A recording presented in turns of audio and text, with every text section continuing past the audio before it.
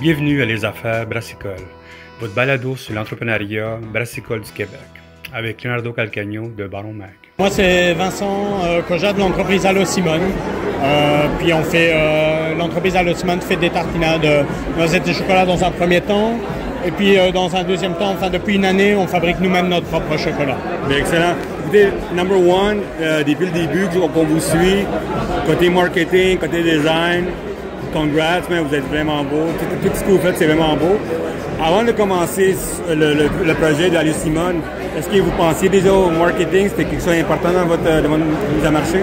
Ben, déjà, merci pour les compliments, mais ça, c'est un domaine que moi, je gère le moins, mais c'est plus mon mari, mon compagnon qui s'en occupe de ça. Mais oui, le souci du détail, de mettre le produit en avant, la simplicité de nos étiquettes, en mettant les ingrédients en matière en avant, c'est vraiment quelque chose qu'on voulait faire ressortir. Puis également, quand on a sorti la gamme des chocolats, c'était une évidence qu'on ait le pourcentage qui est en relief, que l'information elle soit claire et que ça soit attrayant. C'est intéressant sur le côté très scandinave, vous voyez, sur le côté simple et populaire. Vous nous parlez d'où vient l'idée d'Allô Simone? Allô Simone. Alors l'idée, ça c'est encore une fois c'est mon mari là, c'est lui le plus gourmand dans l'idée. C'est lui qui a lancé, qui a créé d'abord les premières tartinades. Puis Allô Simone, c'est le nom et le prénom de la grand-mère de Quentin. Donc c'est en quelque sorte un hommage à cette dame, qui est une dame très gourmande. C'est ça que j'avais demandé. Ouais. Ça porte très très bien son nom. Je suis sûr qu'elle serait là, elle aimerait ça. C'est quoi le but de lancer là-dedans? Parce que tu sais, se lancer dans le chocolat, c'est difficile. C'est difficile, c'est un marché qui n'est pas facile en plus. En plus, vous allez dans le premium, vous autres. Oui. C'est pas des prix... c'est des bons prix pour le produit que ça en sort. Et pourquoi on va se lancer dans le premium, puis se lancer dans... C'était quoi la vision en arrière de la compagnie? Ok, ben, l'idée déjà, je vais revenir aux tartinades parce que c'est vraiment avec ça qu'on a commencé. L'idée, c'est de venir avec un produit sur le marché québécois, un produit honnête, un produit que quand vous achetez un produit à la noisette, ben, ça goûte la noisette. La noisette, c'est le premier ingrédient. Depuis le début de l'entreprise, on a toujours utilisé d'abord un chocolat qui était fabriqué à Montréal. Okay. Puis donc, comme je disais, ça fait 1 an qu'on s'est lancé dans la fabrication du chocolat. Pour nous, c'est important que chaque partie prenante autour du projet soit respectée, que ce soit le cultivateur de cacao, le cultivateur de noisettes, l'approvisionnement de matières premières, les droits de l'homme là derrière, qui soient toutes respectés. Donc effectivement, ça nous amène directement dans un produit premium. Mais c'est comme les cafés, on sait exactement la valeur que ça a du café, on sait exactement la valeur du cacao et comme je disais, chaque partie prenante, elle est respectée en bout de ligne. Est-ce que votre marché à vous, c'est un marché très mondialais ou c'est un marché plus international, national, en dehors des frontières? Là, je vais dire, pour le moment, c'est encore très Montréal, très Québec. On pousse la porte pour aller à l'extérieur du Québec. Donc, on est quand même déjà bien présent en Ontario. On veut aller plus loin là derrière. Puis, on a quand même déjà 2 boutiques aux US. Okay. Une à New York. Non, j'aimerais ça, par exemple. J'aimerais ça, je vous le dirai à ce moment-là, mais on en a une à Boston et une à Chicago. Et récemment, là, depuis 2 semaines, 2 en Belgique, parce qu'on est quand même originaire de Belgique. Excellent. Pour nous parler un peu de votre flagship, c'est quel le produit qui se vend le plus?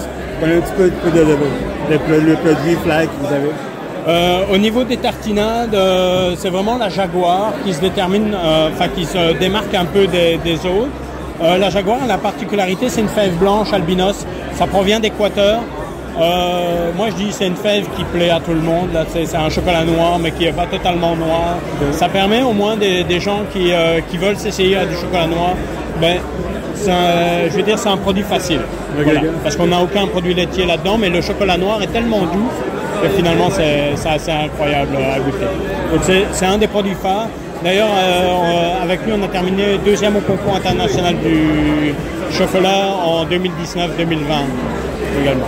Excellent. OK, pour nous parler un petit peu des produits dérivés qui s'en viennent, tu me dis que ça fait pas longtemps que vous avez lancé ça. Pourquoi là, ça va se lancer dans ces produits-là dérivés? Pour nous, c'était important de faire un peu la boucle.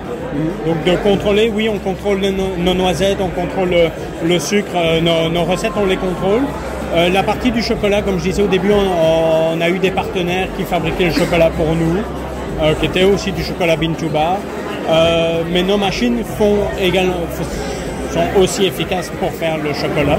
Okay. Donc dans un premier abord de rentabilité, on va fabriquer nous-mêmes notre chocolat, puis c'est de contrôler à 100% notre produit en fait.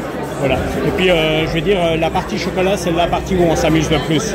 Et oui, déjà avec tout le côté design, la côté production. Mais déjà même au niveau des recettes, ici vous avez Valentin, mais on a Fernando, notre chocolatier. On a également Audrey. Ces trois personnes-là s'amusent en chocolaterie à nous sortir toutes des tablettes, soit gourmandes. On a les barres à croquer, on a 6 tablettes différentes à ce niveau-là. Puis on a quand même 10 tablettes d'origine, dont une qui est un mendiant avec des oranges confites, des pacanes, des noisettes et des griottes. Moi, j'ai beaucoup adoré le citron que vous avez fait. Oui, le café citron est vraiment assez incroyable. Ouais. Tu sais, je vois que vous faites des collaborations comme avec Pista. Oui. Est-ce que c'est quelque chose que vous pensez de plus en plus dans la collaboration avec des cafés ou avec d'autres compagnies comme ça?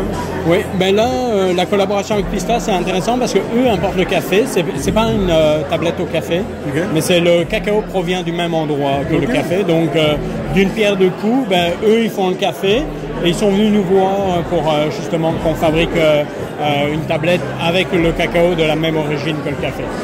Maintenant, c'est la question plate maintenant. Tu sais, il y a un côté inflationnel, tout le monde a pris, toutes les affaires comme ça, le chocolat. On en parle un petit peu sur notre site, ça fait 2-3 articles qu'on écrit là-dessus sur l'inflation qui s'en vient. Comment vous autres contrôlez votre inflation? Déjà, vous êtes un produit premium, c'est correct, vous avez votre marché. Mais comment vous faites pour contrôler le prix, mettre en place tout ça pour que ça soit plus patriote, tu sais?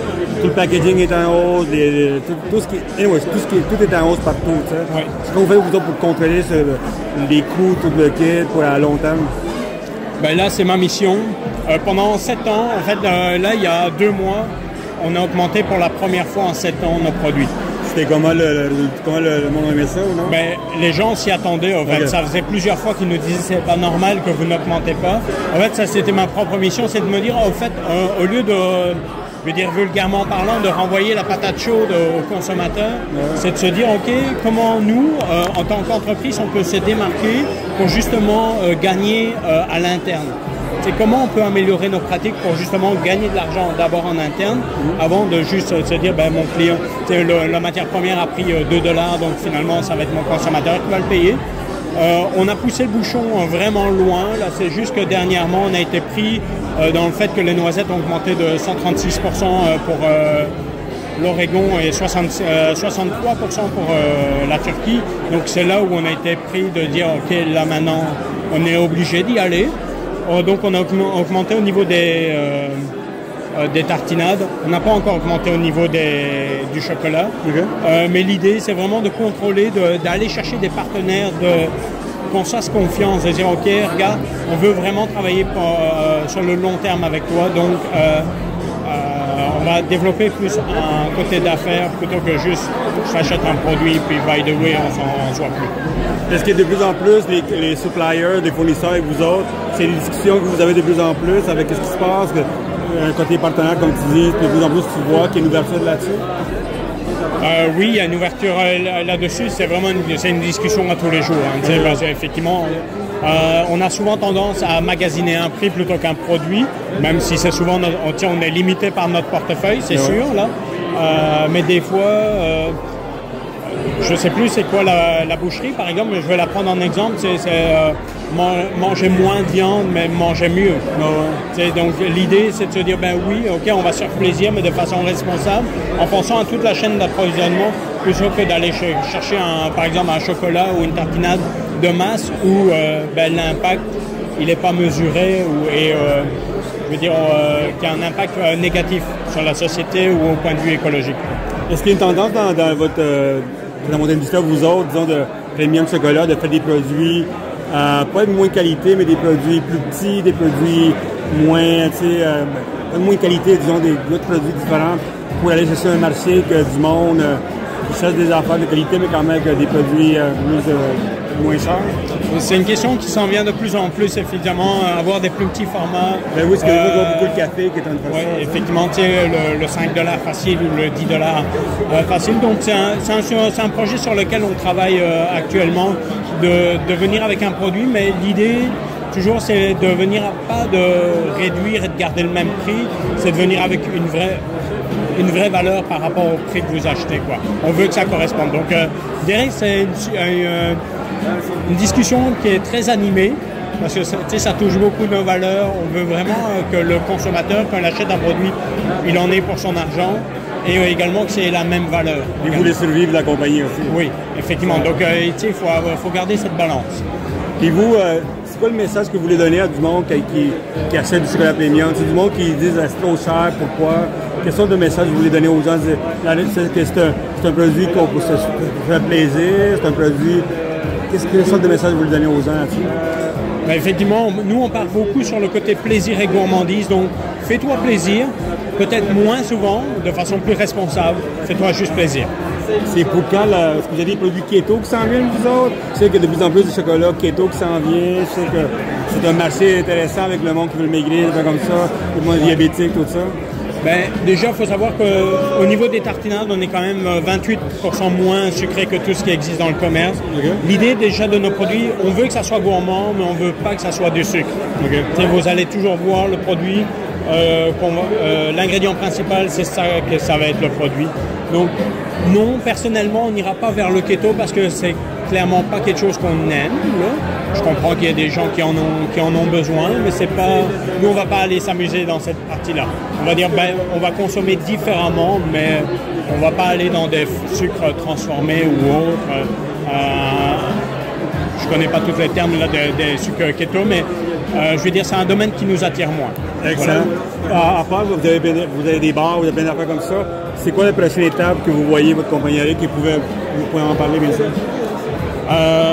C'est vraiment développer plus loin, aller plus loin avec le chocolat, aller développer justement tout ce qui est bar gourmande, éléments de Pâques, éléments de Noël, aller plus s'amuser, parce que c'est vraiment là un peu notre cours de récré là. Okay. C'est dans le chocolat que ça se passe. Donc oui, il y a d'autres produits qui s'en viennent. Il y a également d'autres tartinades parce que c'est notre cœur d'entreprise quand même qui s'en viennent aussi également. Là-dessus, pour rebondir également dans le but d'offrir un produit à moindre coût, on se diversifie dans nos noix. En fait, donc là principalement c'est les noisettes, donc on est tenu avec une seule noix, mais là avec l'inflation des noisettes et du chocolat, c'est qu'on a créé d'autres produits avec d'autres noix, donc justement pour répartir les problématiques. Est-ce que vous offrez du B2B aussi ou uniquement du B2C? B2C, B2B, B2B, in the middle, everything like that. Ouais. Exemple, si quelqu'un veut vous contacter, à part par le courriel, comment vous faites vous contacter? Quelqu'un veut acheter vos produits, tout ça? Facebook, Instagram, LinkedIn, puis le téléphone. Le Bat Signal, l'Alcimon. Peut-être. On n'est pas encore rendu là, mais peut-être. Excellent, merci beaucoup. Hein? Merci beaucoup.